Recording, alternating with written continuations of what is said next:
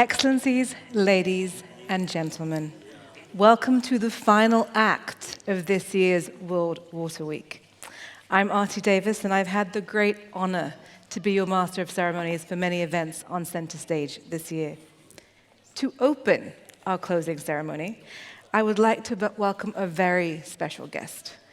Few people have done as much to explain and plant the seeds of change through groundbreaking research, but also through the unique ability to explain complex science in accessible terms.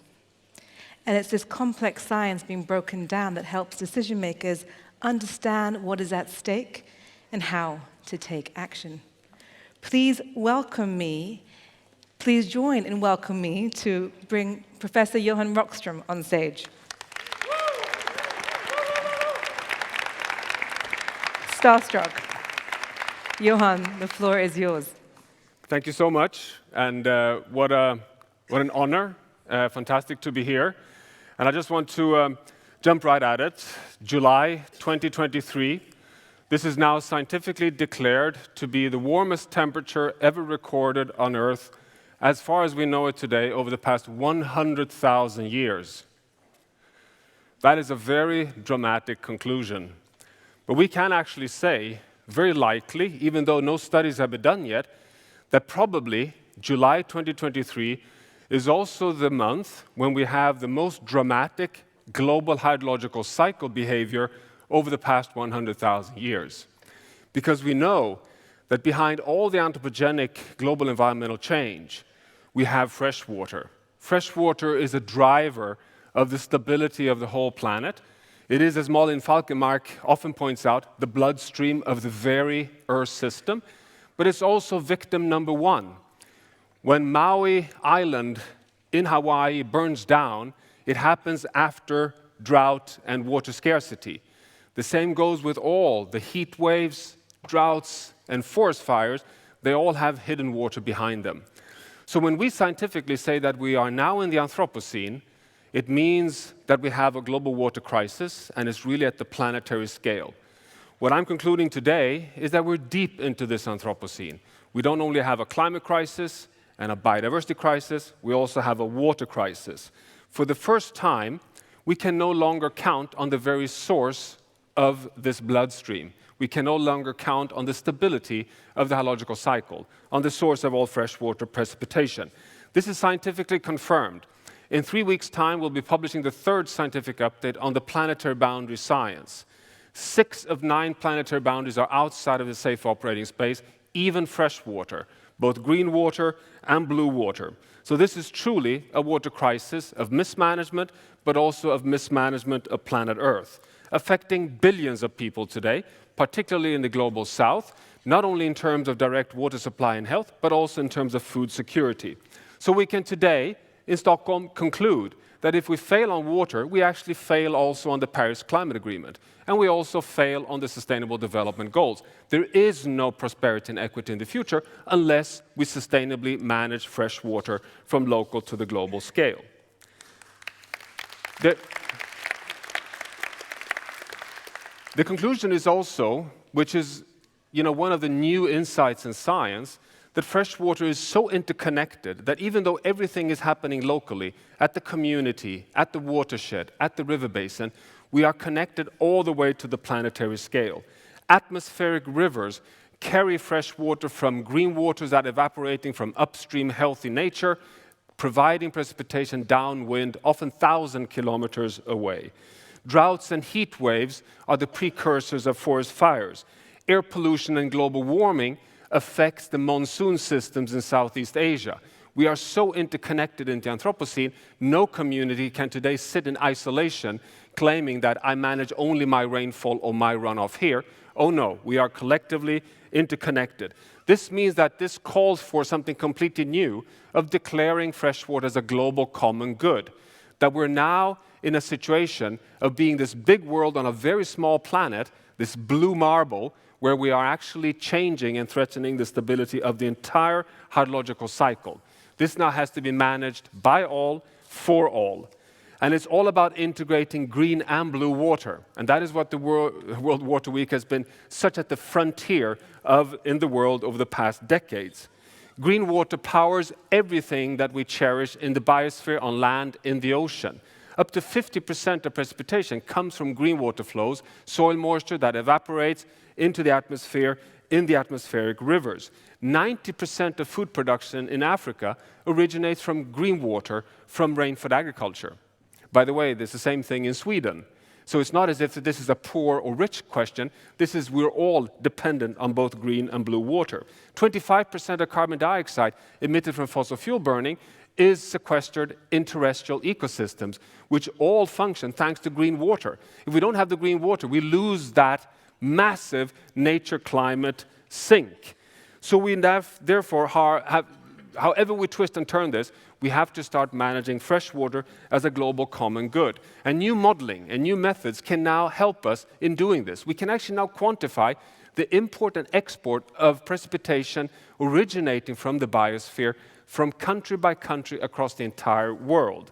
So this not only helps us in managing water as a global common good, but it's also, when you think of it, quite a geopolitical challenge that we're facing, because we show, for example, that large parts of Southeast China is dependent on sustainable forestry in the temperate zone in the Baltic region and in Kazakhstan, that Russia is dependent on Ukraine, that Argentina is dependent on Brazil, on interactions of green water flows. So what does this mean to close for the future? What it means clearly that water is the fundamental asset for all our prosperity and equity into the future, something that's been so well articulated during this week here in Stockholm. But it also requires to now take the scale not only locally, downstream, but also upstream, across scale, to be stewards of the entire planet, of the global hydrological cycle, as the true source of life for humanity into the future. And this is the charge that I would suggest for the future. Thank you very much.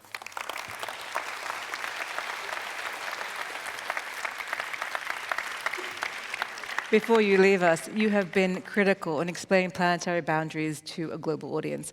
Many of the people sitting in the room today and online will meet again in New York.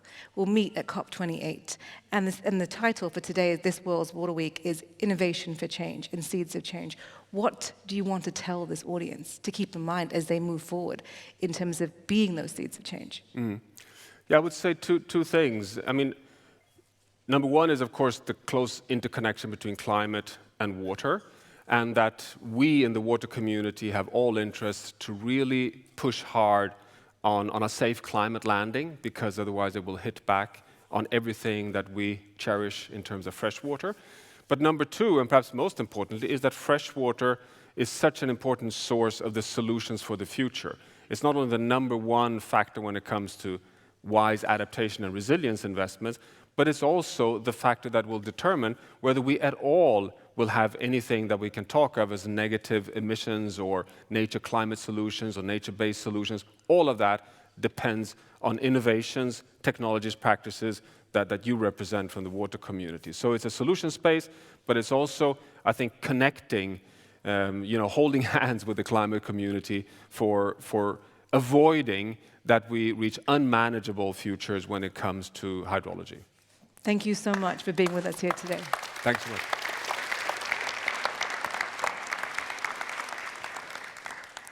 We're going to talk more about the experiences from this week. But before we do that, we want to take a visual stroll down memory lane from the last 5 days.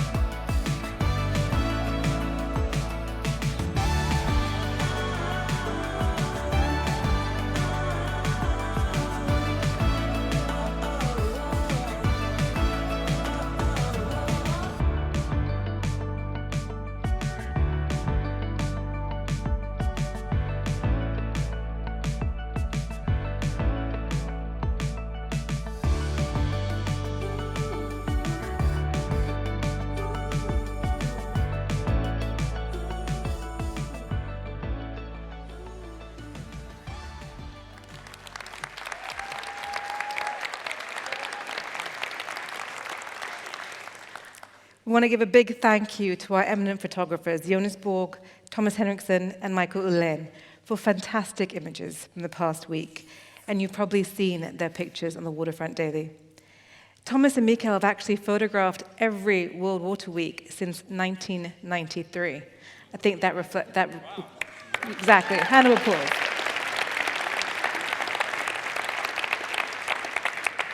Now we'd like to continue our reflections by welcoming some special people on stage. I'd like to welcome Karen and Suzanne to join me on stage, but also two of our young rapporteurs, David Agoungbome and Meghna Chakraborty, who are two of our 40 young rapporteurs working with the World Water Week this year.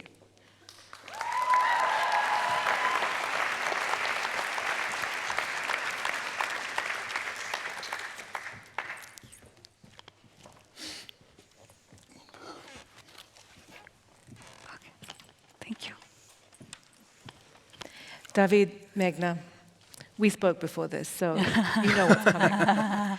You've been listening, you've been observing, you've been participating in so many conversations these last 5 days. So I want to ask both of you to share with the audience in the room and online 3 things that you've heard, that you are so happy you heard, you want to highlight, you want to acknowledge, you want to put on the radar.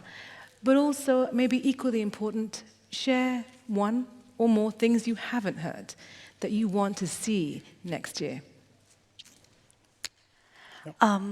Ladies and gentlemen, fellow colleagues, guests, and brothers and sisters, everybody present here, thank you so much. I would like to start with thanking all the speakers and panelists throughout all the sessions, all the audiences, everybody who were with me throughout all these days, both online and on-site. Thank you so much for CV, for creating this amazing space where ideas are exchanged, interventions are discussed, and this year particularly, innovations were showcased. So a heartfelt thank you to everyone. Special thanks to Susanna, our coordinator. She has put in a great amount of work in this, and she has been a friend and a sister and a mentor in every way. So thanks, everybody. There really is not enough words for me to thank everyone here. But maybe let's do some hard talk now. Thank you. So to begin with, I would say the thing that I was very happy to hear here was the talk around indigenous peoples and traditional communities. And I would, thank you.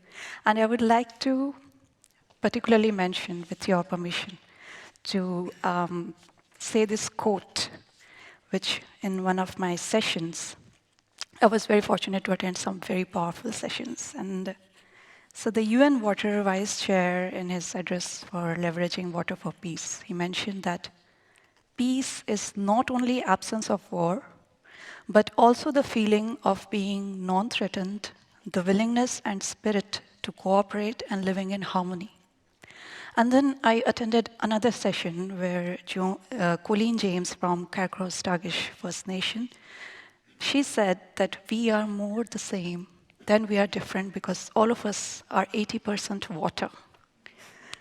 Yes, thank you. So it is interesting to note that while we have perhaps the most universal reason to stay in harmony, we still choose not to. And this choice particularly makes the lives of certain marginalized communities and traditional communities, their lives especially hard because some of us are choosing to not live in harmony. So I think the one key takeaway, if I may say so, would be providing the platform for more inclusivity. I was very happy to see that happen. But there still remains a lot of scope to do that. But these are, baby steps, as we say. And I'm happy that it has started somewhere. Second thing I would say was Ms. Sareen Malik's very powerful statement on the opening ceremony saying that we are in an era where we are talking about transportation and spaceships, and still there are women. The burden of carrying water lies with women. And that was such a powerfully moving statement for me. I literally got goosebumps. I mean, many of us did, I'm pretty sure.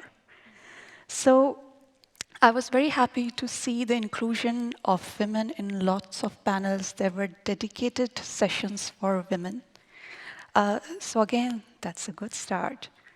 And then finally, I would like to see that I hope that all the women, there are so many women here, I hope that when we go back to our lives, to our regular lives, we should keep in mind, when we are buying that one extra dress that we perhaps don't need, or that one gadget or one makeup accessory that we do not need, that someone in some remote portion of the world is actually paying a very high price for your luxury, which perhaps we can put a check on. So that would be, I think, as part of being a consumer, it is our responsibility. So throughout this session, I think the last one was a conclusion that I drew. When I attended all these sessions, I felt that perhaps we also should think about that beyond the organizations, beyond the dialogues, and beyond conference, what we as an individual can do to contribute to this cause. That would be my takeaways. David? Thank you.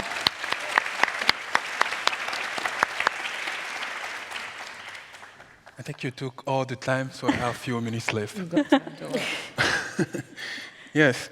I think the World Water Week has been great. We learned a lot throughout all the sessions that we attended. I think one of the main things I heard throughout the whole week has been a paradigm shift. We can't keep doing the same thing and expect a different result. So what do we need to do differently? That's a big question.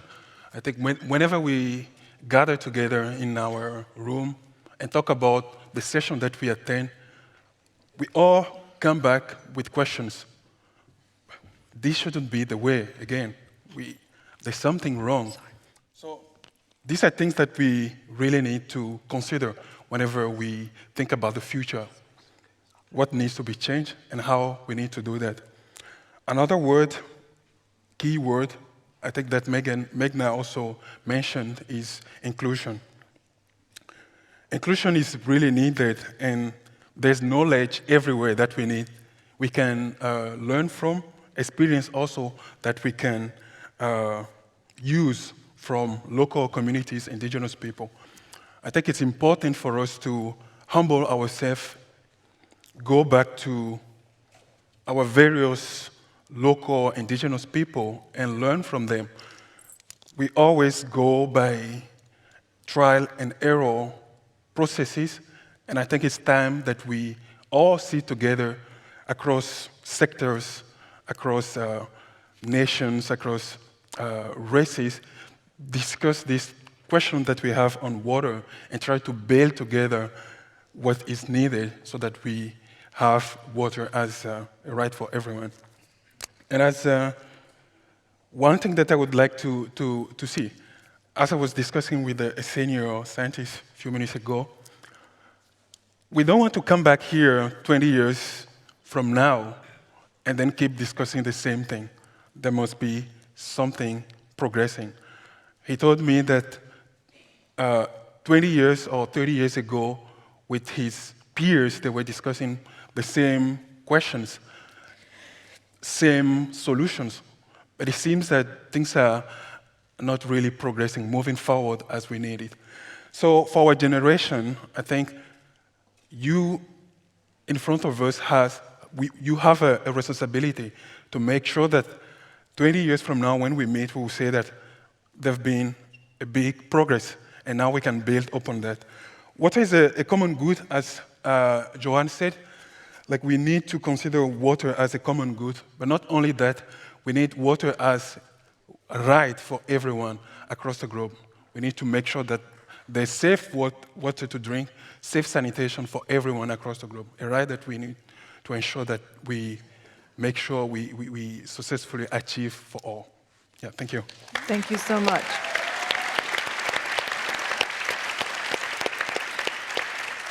Diversity, inclusion, responsibility, and humility. Yeah. That's what we have to take with us. I come to Karin and Suzanne for your reflections. We last met many, many days ago. What are your thoughts on the World Water Week? It's been an amazing week, and I just got new numbers before I got up here, so I want to share that with you. And we've reached almost 15,000 participants, which is a record for World Water Week.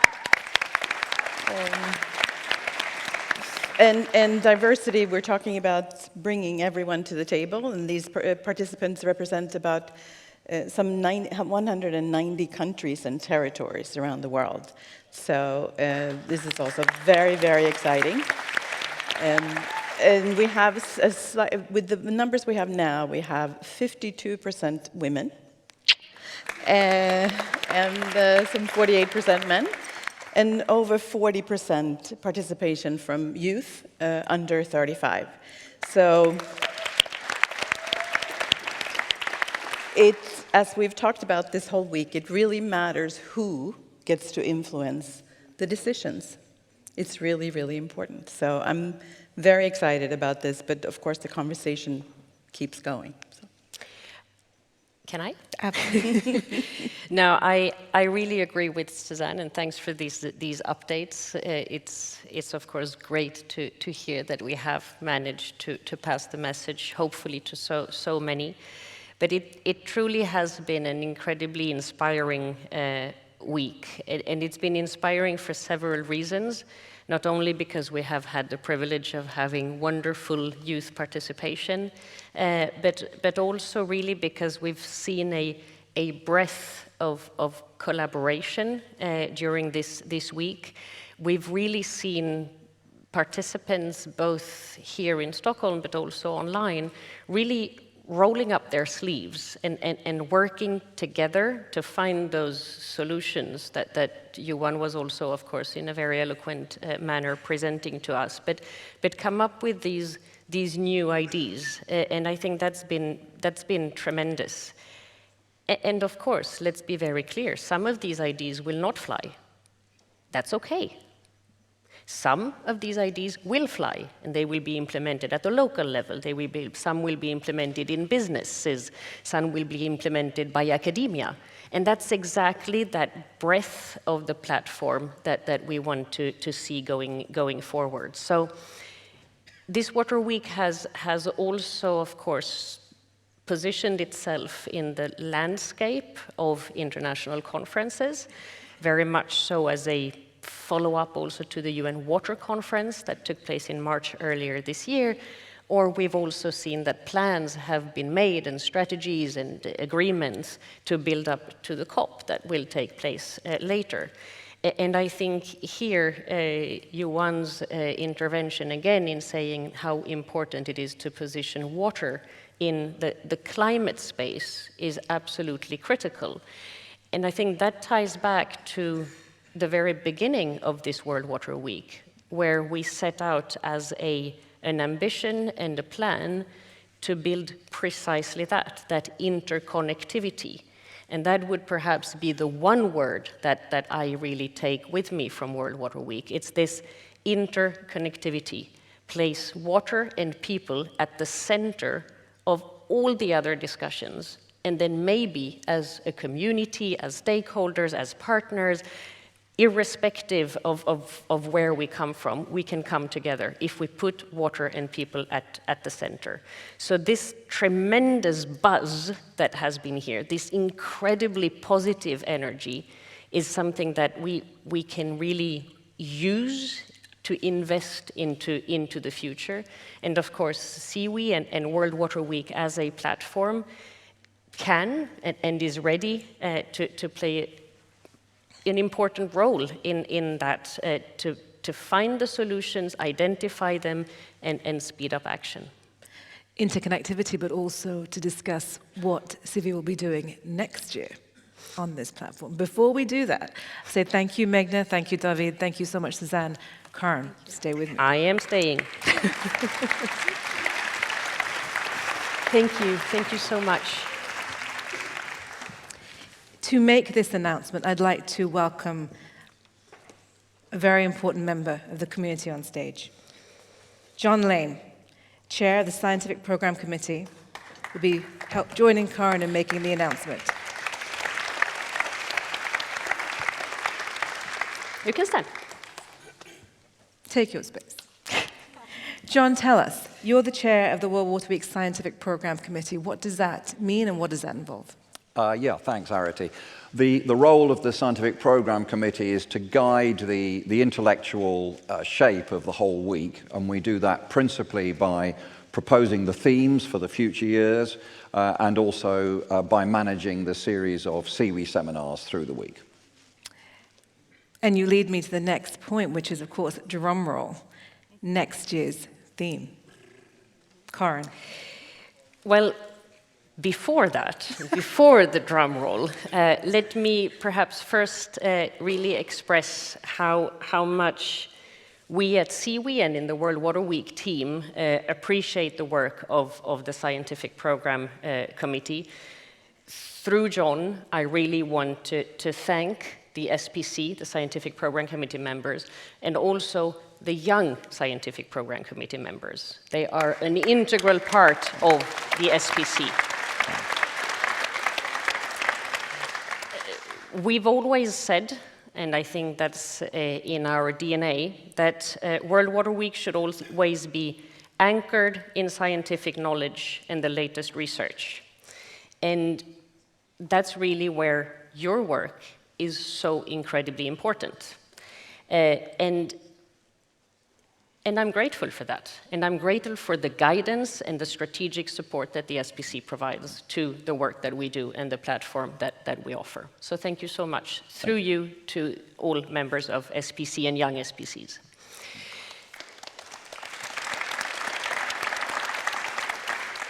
And now to the drum roll. Drum roll. The theme of next year's World Water Week 2024 is, and I'm reading because I don't want to get this wrong, Bridging Borders, Water for a Peaceful and Sustainable Future.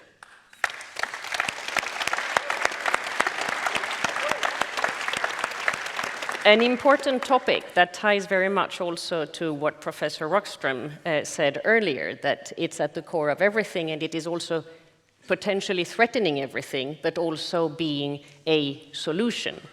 And I think here it is, let's say personally, a theme very close to my heart, and something that SIWI has worked on for a long time.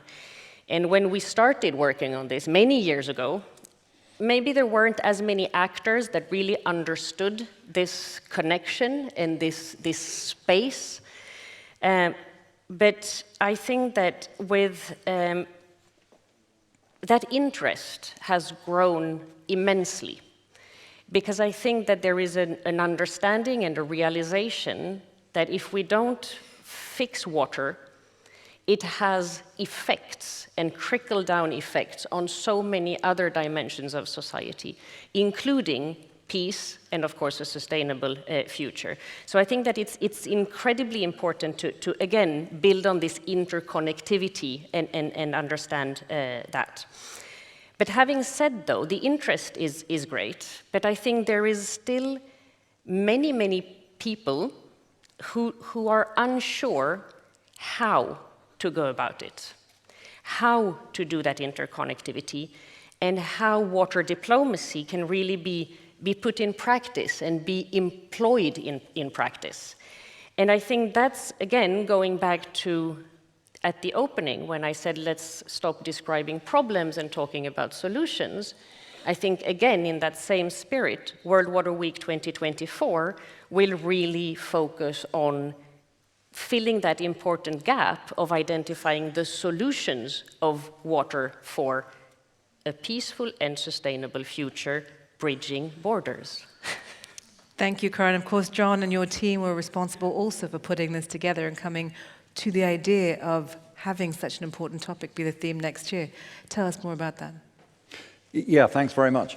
The Scientific Programme Committee are very excited about the role that water plays in maintaining and looking forward onto peace and security, because those contribute to the long-term sustainability of the planet and the future for people on the planet as well. And this was one of the 4 topics that was covered at the UN Conference on Water in March. And as a committee, we felt that we wanted to propose this particular one for 2024 because we see it as being urgent and important and topical in the current geopolitical context. So just as a request for you for next year, we would like to approach this topic of peace and security in a positive frame of mind. We're keen to be looking for solutions rather than allowing ourselves to become despondent about problems. And we're looking at the area of security in particular very broadly, not just as security equating to an absence of conflict, but also, for example, security of water resources, or security of food and nutrition, security of ecosystems, because all of those are contributing to a peaceful and sustainable future for the planet. So just to help you as you're planning for next year, please bear in mind that whatever your speciality in the world of water, whatever the title of your job, you are actually contributing towards a peaceful and a sustainable future for the planet. So please, when you come next year, we're asking you to frame your own contributions, within that overall viewpoint. And by the way, the wonderful title of Bridging Borders, those borders can be within and between communities and villages and people and regions, in addition to being borders between countries as well. And our vision about reaching out hands to each other and bridging borders transcends all those different scales. Thank you so much, John. Of course, Karen says that interconnectivity as we move forward and enlarging the scope of discussion. Thank you so much. We're going to have a further discussion about unpacking this, but thank you both for being with us. Thank you. Thank you.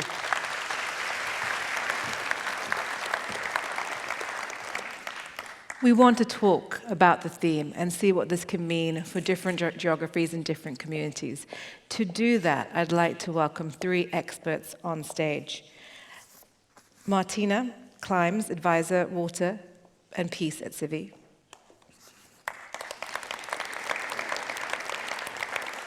Fatou Jeng, who we've met before, Clean Earth Gambia. So good to have you with us. And Jiayi Zhou, who is a researcher at Stockholm International Peace Research Institute.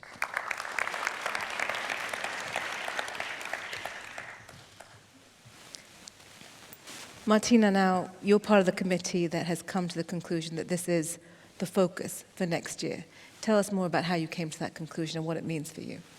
Thank you for the question. I think before I answer it, I would actually like to ask all participants here in the room, raise your hand if your primary job deals with water. Okay, and now those who don't have a primary job dealing with water, raise your hand, please. So, as you can see, we would like to change that. And we came to this title because we cannot look at this topic only as a water community. We will never find solutions to these issues. We will never be able to unpack such complex issues like political will, building trust, if we look at it only within our water bubble. It's extremely important we do bring other sectors, and to entice them, to bring them, we need the topic to deal with that. And I would like to have a request to all of you. Please do share links from the recordings of the sessions with your colleagues who don't necessarily work with water, because we will need to explain them that the World Water Week, this is really the right platform for these discussions. You may not know, but there are many side discussions outside of the official sessions for stakeholders from different complex transboundary basins. that are very important, and people come here to deal with these issues. You know, transboundary waters, 3 billion people are dependent on that, and doesn't count the subnational transboundary. So we could say that nearly the entire planet is dependent on that, and we really need the other sectors to help us to come with these solutions is essential. I would not like that the conclusions of the sessions next year is just, we need political will, we need to build trust. We really need to move beyond these discussions, and we need to discuss how do we build trust, what does it mean to build political will in a particular context, and for that we really need to have the other stakeholders here. Including other stakeholders, I think that's really critical in terms of how we do this. Well, we can try. Fatou, I'm going to come to you. Of course, you've been on center stage a number of times before, and you've delivered such powerful messages. And I want to ask you, when it comes to bridging borders, you've talked about women, you've talked about children, you've talked about violence, you've talked about what it means to be water insecure. Tell us what your thoughts are about bridging borders. Thank you so much. It's really good to be back here again.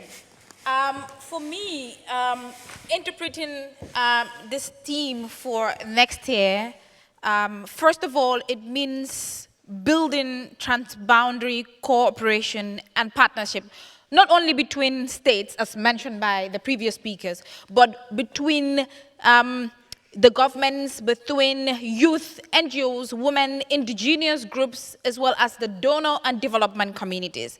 Because it's really crucial to ensure that synergizing and building collaboration is crucial and important in the management of our water resources. In addition to that as well, ensuring that there is the empowerment of communities, especially traditional and local communities, where we ensure the traditional and local knowledge they have on the field in terms of land management, in terms of ecosystem restoration, in terms of just naturally or just general water resource management is incorporated and embedded in these global conversations that we have, and making sure that it also reflects the national and grassroots policies that are made for these communities.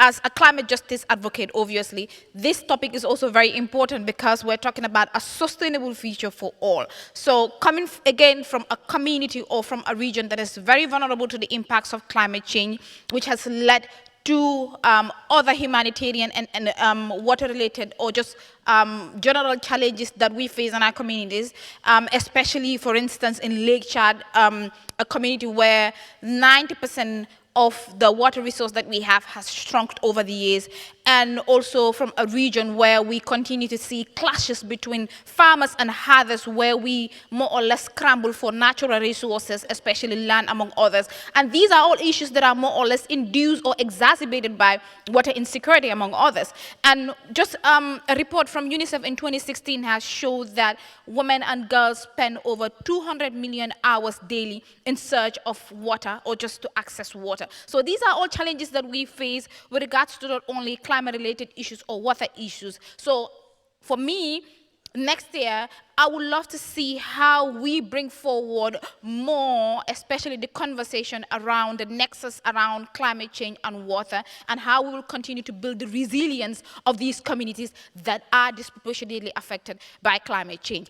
As Professor Johan mentioned in his opening, that if we fail to achieve water security, we will fail in achieving or attaining not only the Paris Agreement, but also our sustainable development goals. And this will further trickle down to the national level, where we will fail to effectively and efficiently implement the water and climate-related policies that we have. So I see all these things as issues that we will discuss next year in terms of ensuring a peaceful and sustainable future for all.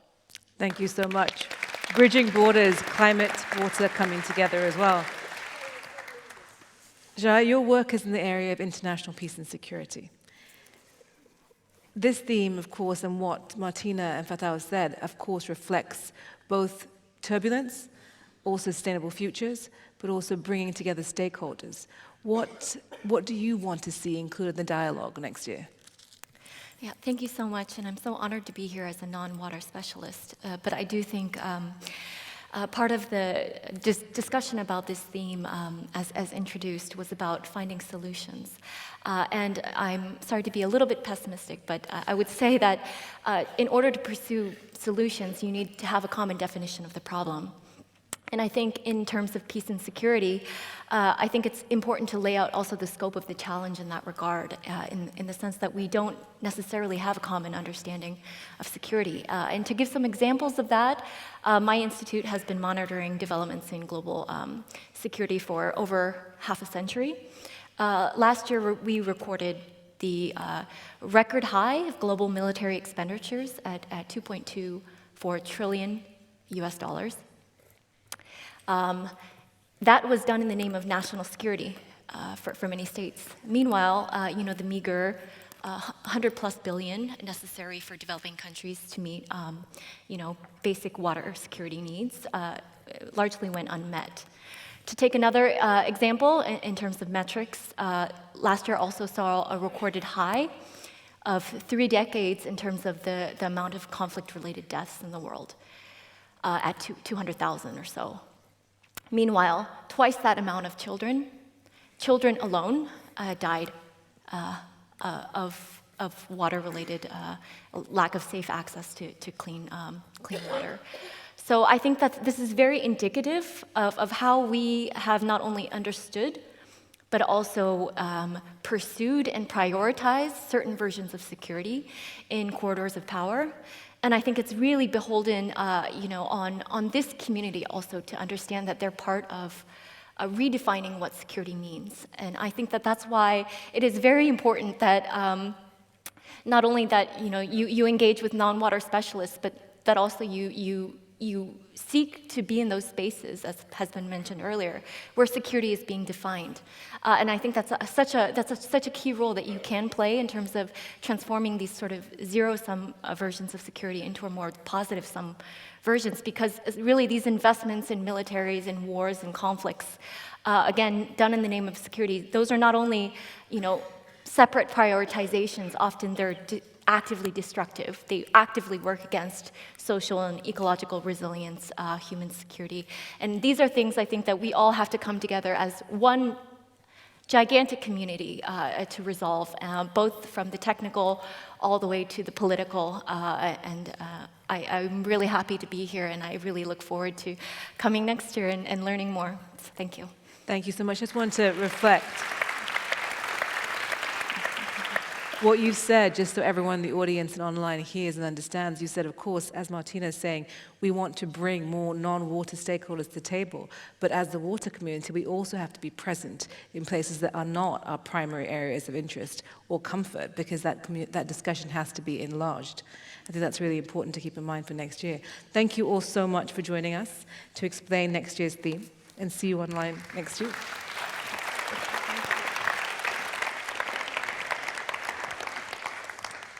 This year's World Water Week is now drawing to a close.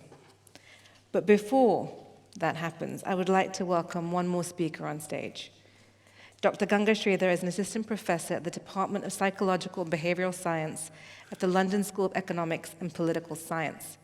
She's going to reflect on how we can all plant seeds of change in the year ahead, building on what we've learned in this World Water Week. Welcome, Ganga. The floor is yours.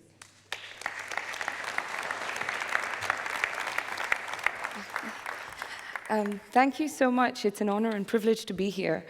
I'm dipping my toe into the field and hope to get deeper and deeper in. But I was asked to basically think about how we can implement change in our everyday lives when it comes to water. And the idea was, when we leave conferences like this, we might feel super empowered and excited and heady in the moment, especially because we're connecting with people who love the same things as we do and are passionate about those things. But what happens when we leave? In 3 weeks, do we revert to ourselves? So I thought I could just think about how to see change in your everyday life for the next few minutes. So traditionally, when we think about changing behavior, one of the first sort of things we turn to is, do people know? Are they aware of the problem? Are they motivated? So let's educate them. This is super important, because without awareness, you can't really act in a meaningful way where people are saying, okay, this is why I'm doing it. So it's about building motivation, really. But how many times have we failed to follow through on all our good intentions? How many times has motivation totally run dry? How many times have you thought, oh my God, I just don't feel like doing it? I know I should do it, but I just don't have the energy. Or I'd rather do something else, right? So although typically we spend a lot of time, energy investments in awareness and education campaigns, those campaigns don't fully realize, maybe all the time, how complex our choices are, how it's determined not just on our individual willpower, or how rationally we sort of do a cost-benefit estimation and calculus, but actually just how we're feeling on Tuesday morning after a really tough meeting, right? So it doesn't necessarily take into account how our environment, the people around us, the cities, the way they're built, the architecture, the buildings, how those contextual factors really affect our behavior.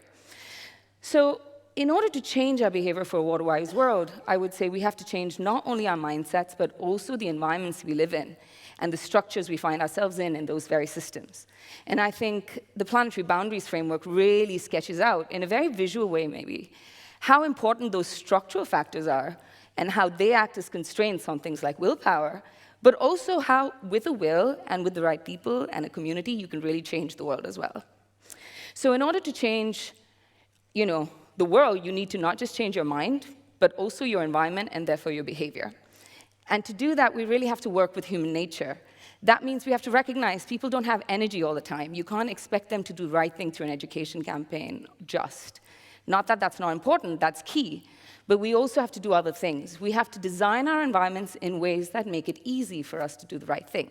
And this is one of the big insights of behavioral science, which really tries to think about how does the environment affect our choices, and how can we arrange and design that environment to make it easier for us, to make it more fun for us, to make it social for us to do the right thing.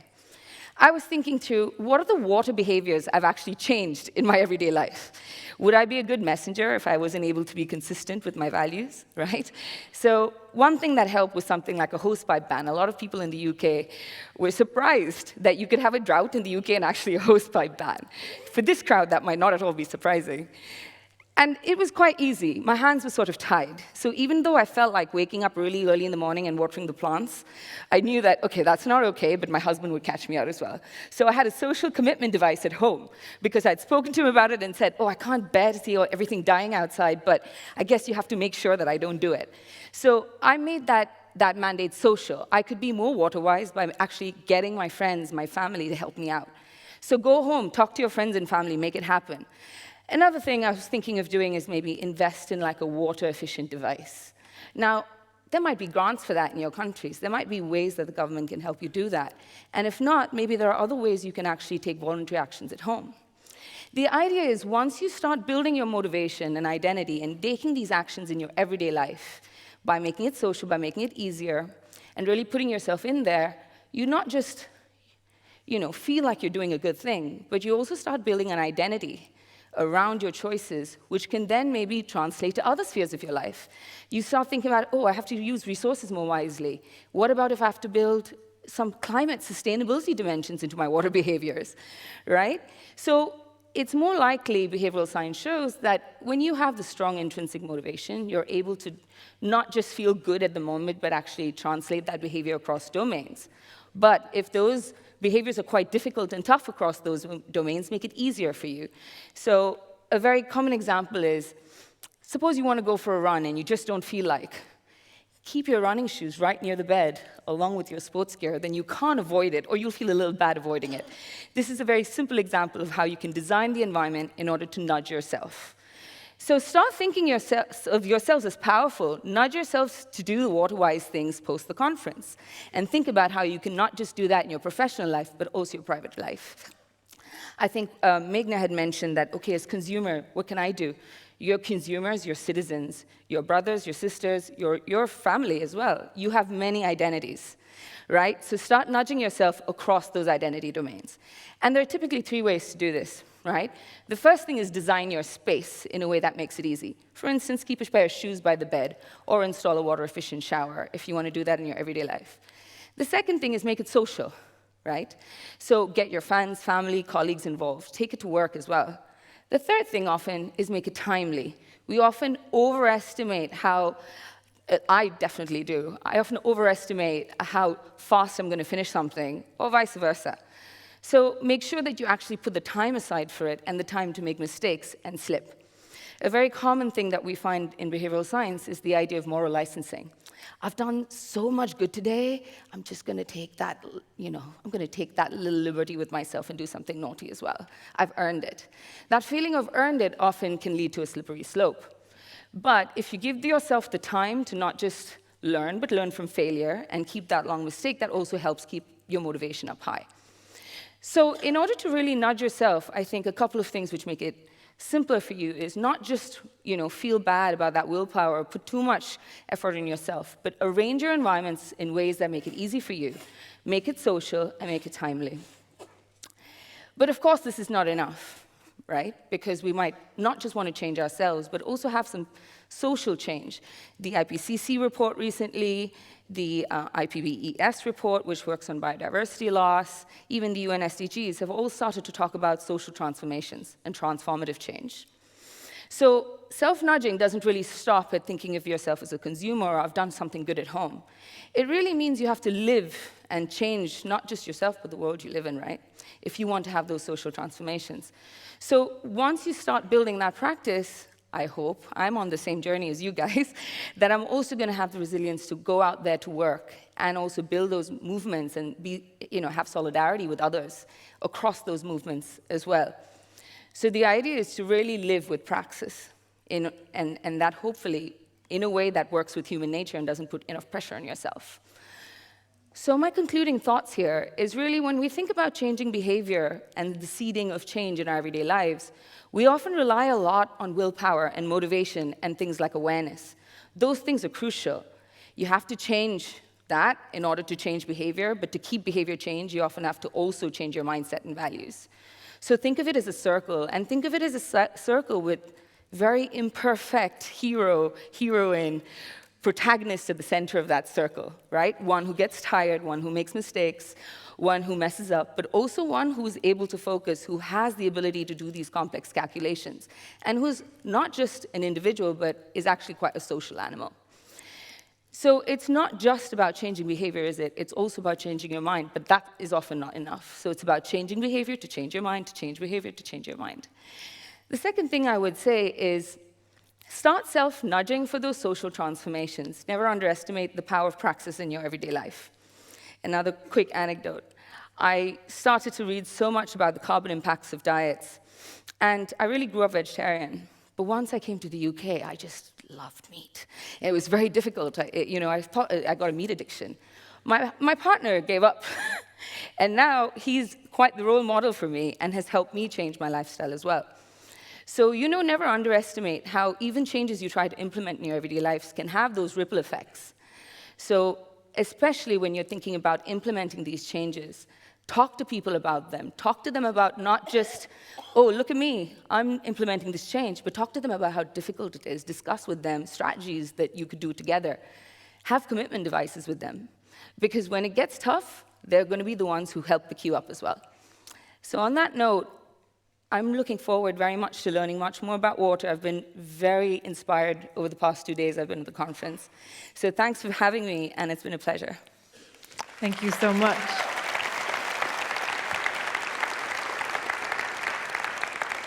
Social accountability, but also I think what Ganga shared with us is finding role models in your everyday is equally important. To bring us to the last part of our closing ceremony, I'd like to welcome Karen and Suzanne back up on stage.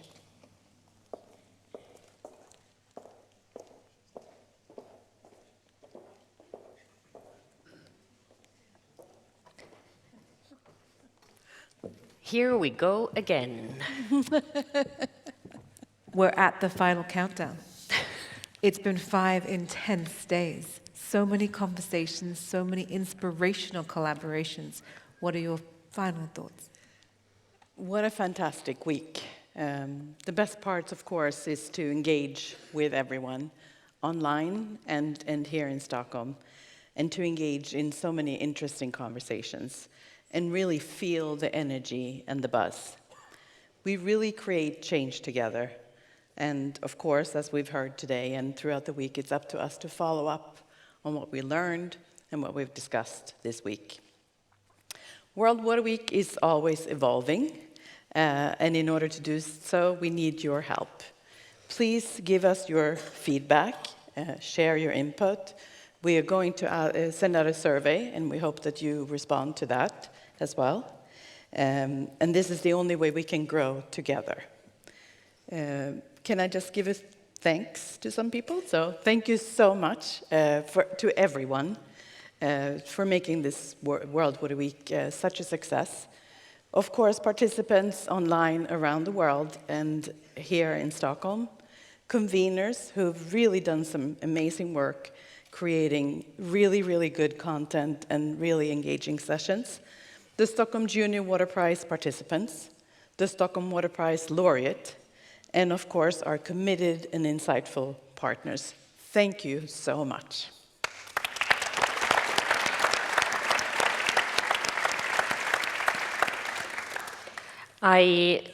Yes, thank you to all of you. I too want to single out a few entities to thank for this amazing week. I'll start with thanking the partners.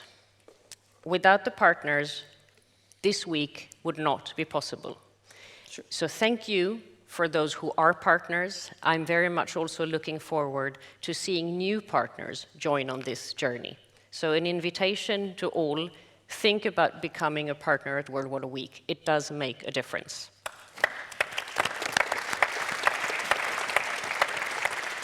I'd like to once again thank the Scientific Program Committee and the Young Scientific Program Committee. I would also like to thank, just as Suzanne did, all those amazing Junior Water Prize, both the finalists that came here to Stockholm and really were at the center of the day and of the innovative discussions that we've had, but also in the countries where the national competitions take place. There is so much wisdom and so much we can learn from that. So an encouragement also there in all of your capacities to spread the word about the Young Stockholm's Junior Water Prize, and to create that commitment by the youth to enter into those competitions and to dare to present their projects. We value it incredibly much, and I think that everyone in this room does as well as online. Of course, Professor Rinaldo, this year's Stockholm Water Prize laureate, thank you so much.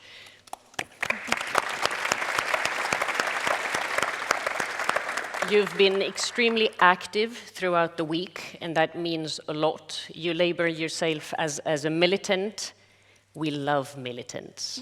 So keep being a militant, and we count on you as part of, indeed, the SIWI and the World Water Week family. Thank you so much, Professor. I would also like to thank perhaps some of those that behind the scenes make this World Water Week possible. I will start with the World Water Week team. Yay!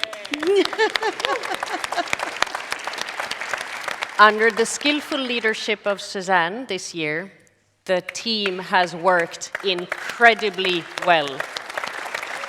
Dear colleagues, thank you. I'd like to also thank the communications team of SIWI.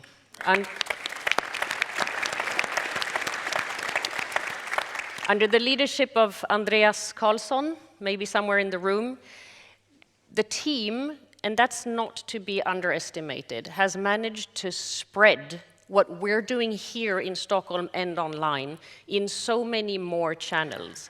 That's what allows us to reach even beyond the figures that maybe Suzanne mentioned earlier, but to reach even broader. And I think that one of the missions of World Water Week is to really also spread the message of the importance and the water crisis that we're in. And that's not least thanks to the great work of the communications team. So thank you so much to them as well. I also want to thank the operations teams of SIWI. Those that are behind the substance, the content, those who identify the right speaker for the right session to discuss the right topic. Without you and your tremendous energy put into all of the sessions, and also your active participation in the sessions, the content of World Water Week wouldn't be the same. So I really want to also say thank you to those, again, behind the scenes at SIWI who make this World Water Week possible.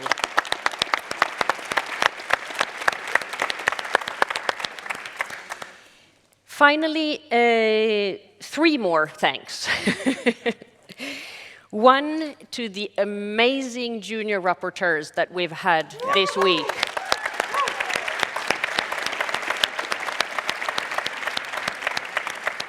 You help us distill the essence of the discussions at World Water Week, what we then have to bring home and take home and work on and have as our homework and as our mission. So thank you so much for attending all of the 320 plus sessions. Around 300, we'll say. 300, and reporting on all of that. It's priceless information for us. I would also like to take a big moment to thank all of our volunteers and assistants.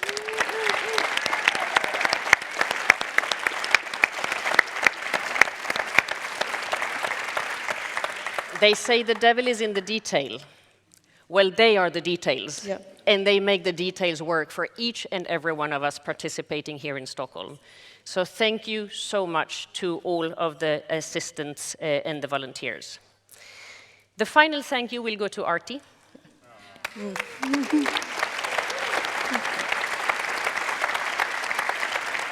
You have been fantastic and amazing in guiding us on center stage through all of the discussions. And your ability to really take the discussion forward has been absolutely amazing. And I thank you so much for that. Thank you so much. Thank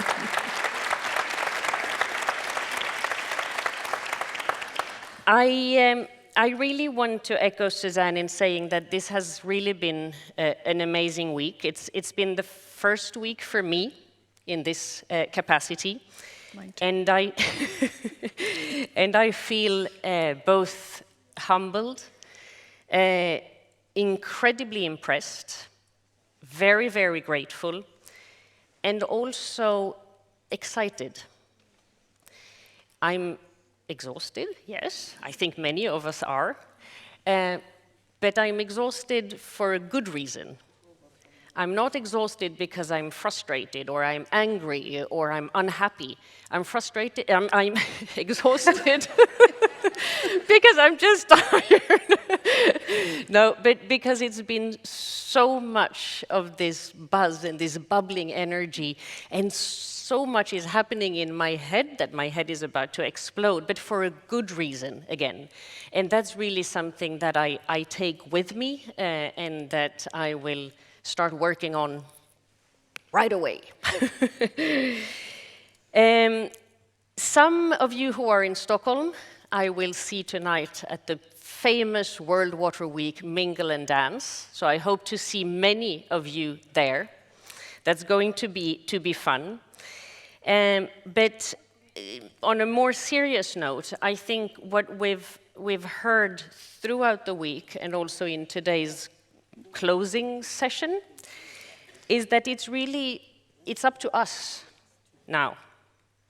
It's up to us to take what we have heard, learned, and started this week and make something out of it. And I think that what we need to do is, as Ganga was also saying, make water the dinner table conversation. It's not. Make the water crisis the dinner table conversation. And I think that is incredibly important. That's the way we will also engage communities talking about the water crisis. So take it home and start building a movement from there. They say in the Olympic Games, they always say this was the best Olympic Games ever. Every year they say that. Well, this is my first year. So I will say it, and I will say it with great pride. I think this has been the best World Water Week ever.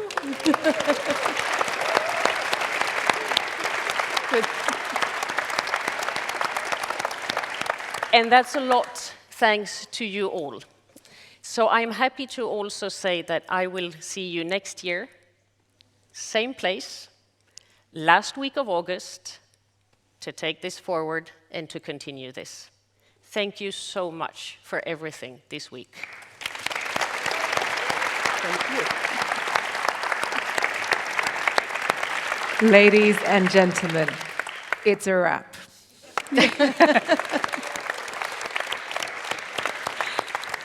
Oh, thank you.